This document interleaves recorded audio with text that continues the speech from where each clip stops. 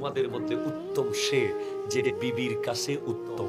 তুমি কত বড় সুফি বাইরে আর তুমি কত বড় সুফি ভিতরে, সেটা একমাত্র বিবি ভালো জানে, ঠিক কিনা বলেন? তুমি বাইরে একেবারে ব্যারিস্টার, একেবারে ম্যাজিস্ট্রেট, একেবারে লয়ার, একেবারে শিক্ষিত, একেবারে অফিসার, একেবারে নামাজি, একেবারে দানবীর, কিন্তু বেডরুমের ভিতরে যাওয়ার পর বিবি জানে তোমার চরিত্র, তোমার চিন্তা, তোমার চেতনা, তোমার চাহিদা, তোমার টর্চার, তোমার অপমান, তোমার গালি, তোমার টেকনিক, তোমার গীবত, তোমার চুগলি, তোমার বেঈমানি, ঠিক কিনা? কথা জোরে বলেন। সেজন্য আমার নবী বলেন তোমাদের মধ্যে উত্তম সে যে বিবির কাছে উত্তম। নবী বলেন ওয়া আনা খায়রুকুম লি আহলি, আর আমি মুহাম্মদ হলাম তোমাদের মধ্যে সবচেয়ে উত্তম যে বিবির কাছে উত্তম। আমি আমার পরিবারের কাছে বিবির কাছে উত্তম। আমার নবী বিবিদের সাথে কেমন করতেন? আজকের দিনের আমাদের অনেক ভাইয়েরা আছে বিবিরে মানুষই মনে করে না, ঠিক কিনা বলেন না? অফিস থেকে যখন যায় অফিসে মনে হয় একটা সীতাবাঘ অফিস যাইতেছে, এবার অফিস থেকে যখন আসে মনে হয় একটা হায়ানা বাসায় ঢুকছে। এরকম আছে না নাই বলেন না? এই বিবিরা এরা কি মানুষ নয়? এরা মানুষ কিনা বলেন? এদেরকে কোনো পরামর্শ করে না, এদের সাথে কোনো আলোচনা করতে চায় না। বলে তুমি কি জানো মেয়ে মানুষ, তুমি কি দুনিয়াদারি দেখছনি, তোমার কাছে তো চুলায় আগুন জ্বালানো। না না না, আমার নবী শিক্ষা দিচ্ছেন।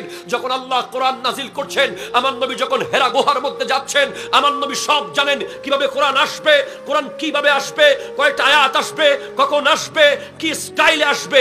এরপরে আমার নবী খাদিজাতুল কুবরা রাদিয়াল্লাহু তাআলা আনহার কাছে গিয়ে বলে, এ খাদিজা, আমি কেমন কেমন কি জানি দেখছি, তুমি একটু পরামর্শ দাও আমাকে, এটা কি?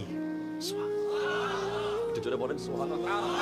তখন খাদিজাতুল কুবরা রাদিয়াল্লাহু তাআলা আনহা বলেন, ওয়াল্লাহি লা ইয়াহজিকাল্লাহু আবাদা। ওগো নবী, আপনাকে আল্লাহ চিন্তিত করবেন না, আপনাকে আল্লাহ সমস্যায় ফেলবেন না। এ খাদিজা, তুমি কেমনে জানলে? আমার নবী জিজ্ঞেস করে।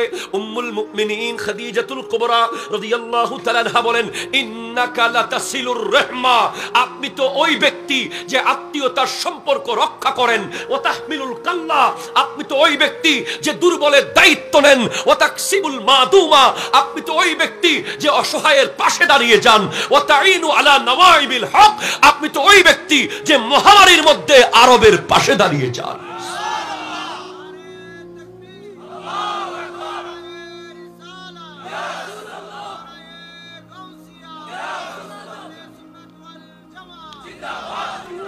বাবা যদি মা যদি দুনিয়া থেকে চলে যায়, ছেলেদের উচিত বাবারে বিয়ে করিয়ে দেওয়া। যে সমস্ত পরিবারে মা মারা গেছে, ফোলাদের উচিত বাবারে শাদী করিয়ে দেওয়া।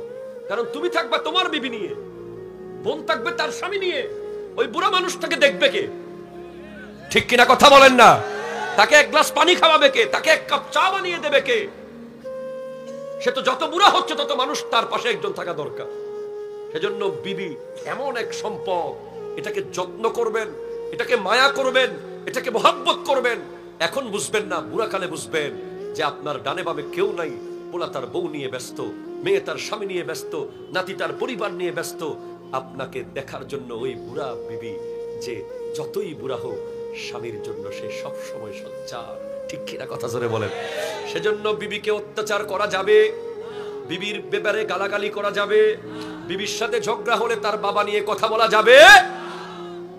খবরদার! আই হাই হাই, আমার আল্লাহ কি উদাহরণ দিলেন, কি উদাহরণ দিয়েছে আল্লাহ। আল্লাহ বলছেন, হুন্না লিবাসুল লাকুম ওয়া আনতুম লিবাসুল লাহুন্না। নারীরা হচ্ছে স্বামীর কাপড়ের মতো, স্বামীরা হচ্ছে স্ত্রীর কাপড়ের মতো।